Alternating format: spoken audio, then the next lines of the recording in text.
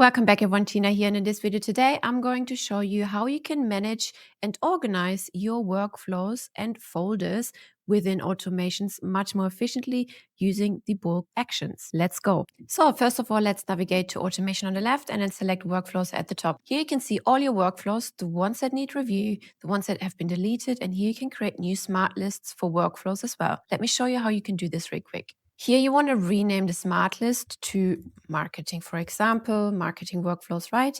Then under advanced filters, you can select what type of workflows from your entire workflow list should be included inside this marketing smart list. So let's click the drop down. Let's see what's up. Here we can add the workflow name, the status, the trigger type, the action type, updated by, tags created on or updated on. Let's go with workflow name, for example, contains or exists. Let's keep contains. So we want to include all the workflows that, for example, contain the word sale, okay?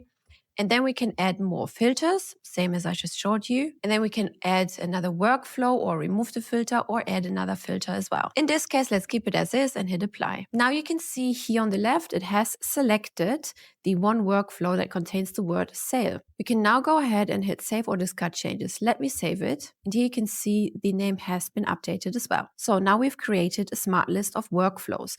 Right now in this example, we have only one workflow showing up because only one workflow contained the word sales. If you wanted to rename the smart list, for example, you click on customize list and then rename it right here, or even adjust the filters or delete the list completely. So let's go back to all workflows. And right here we have an option called advanced filters. Let's select it. And then from here, we can also again select the workflow name, the status, the trigger type, the action type, the updated by, tags created on or updated on. These come in really, really handy if you're searching a workflow. You have many workflows published or even in draft, but let's say you have many workflows published and a new contact gets created, for example, and there's so many things getting triggered that new contact receives emails and WhatsApps and SMS, and you're like, oh my God, where are all these communications channels triggering from, right? So this is a really cool tool to be able to find it, right? Or in general, if you just wanted to go ahead and clean up your workflows. So here by workflow name, I just showed you that contains or exists, right? Then we have the status is published, draft, locked, or paused. You can also lock workflows, so only people with permissions can access it. And in this case, let's go with draft, and then let's apply. So now we can see all the workflows that are set to draft. Now from here, let's say we would like to organize further. Then right here, we have the bulk action to mark all of them. And you can see here a new menu popping up. This menu only pops up if you at least select one workflow. Let me deselect and select one, and then you can see the menu showing up again. Let me deselect and you see the menu disappears, right?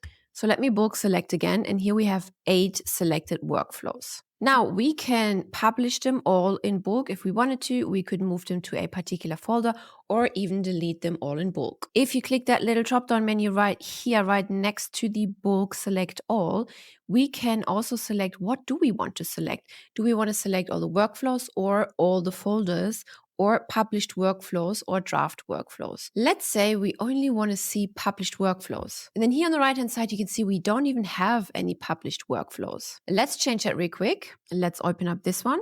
Let's set it to published. Let's rename it.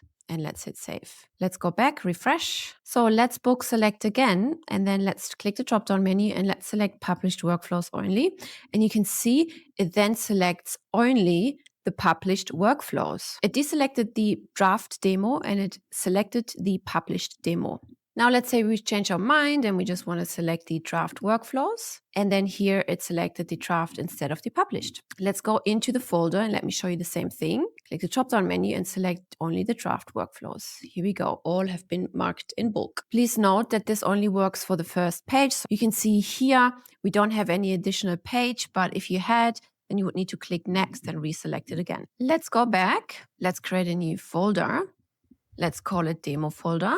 And then here via the search bar, we could type demo. Everything that's got to do with demo would show up. We would select what we want to move. In this example, we want to move those 2 individual workflows into a folder. So click the move folder button and then select the demo button, hit move here. Let's get into the demo folder, and here you can see both workflows have been successfully moved. Now let's go back, and then here, and this works only for folders. This doesn't work for individual workflows.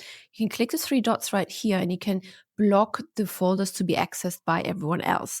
If you maybe want to just protect your automation, you don't want anyone to go on there and accidentally change anything because it will just break everything, then you can just click Manage Permissions and then here, who has access to this workflow folder?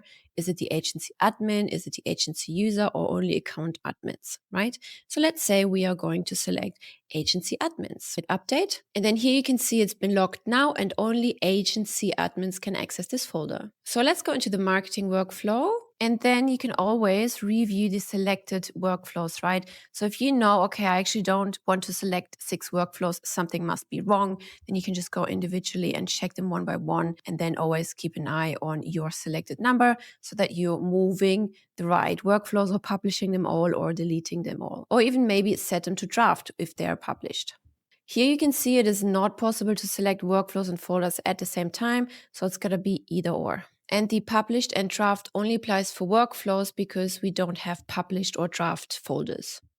Also, please note, you won't be able to move any items into a folder that is protected if you don't have permission to access that folder. However, if you have access to this folder, you'll be able to move a workflow. And then please note that this workflow changes its permissions as well once it goes into the folder and will adapt these settings from the folder. In this case, it will be locked and available only for agency admins. And that's how you can keep statuses, locations, and permissions aligned across multiple workflows. I hope you like this feature, which will help you to reduce error because you will have now fewer manual clicks. And that's it already. Be sure to check out all of our other videos within the playlist, and I will see you there.